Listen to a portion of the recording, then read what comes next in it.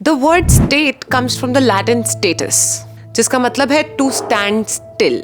कैसा होगा अगर कोई लॉज ही एग्जिस्ट ना करते हो, कोई पुलिस नहीं, कोई कोर्ट्स नहीं, कोई रूल्स ही नहीं है जो लोगों को फॉलो करने हैं। लोग यूजुअली इमेजिन करते हैं कि वो कितनी सुंदर दुनिया होगी जब हमें रूल्स की कोई जरूरत नहीं होगी। इनफैक्ट ऐसे एक ड्रीम स्टेट के लिए एक वर्ड भी है, यूटोपिया, जो कि आता है ग्रीक ऊटोपोस से, जिसका लिटरल मीनिंग है नो प्लेस, क्योंकि utopia is a perfect society जो कहीं एग्जिस्ट ही नहीं करती है। And while we are on the subject, dystopia comes from the Greek dys plus topos, a bad place.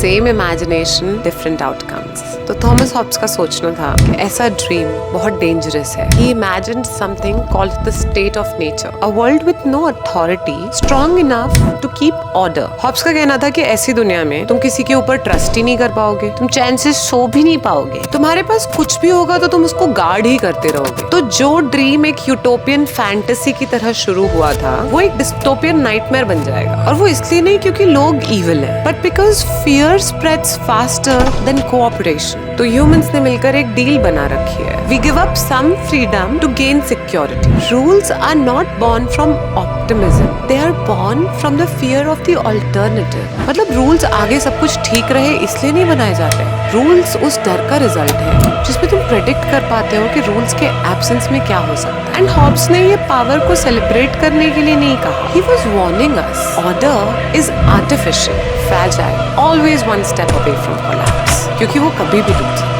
तो नेक्स्ट टाइम तुमसे आकर कोई भी कहता है कि हमें रूल्स की क्या जरूरत है, तो उनको पूछो क्या वो एक यूटोपिया इमेजिन कर रहे हैं या फिर डिस्टोपिया को कम्प्लीटली इग्नोर कर रहे हैं। और अगर इस कॉन्वर्सेशन के बाद फ्रीडम की डेफिनेशन तुम्हारे दिमाग में रीफ्रेम हुई है, then send this to someone who thinks chaos leads to paradise.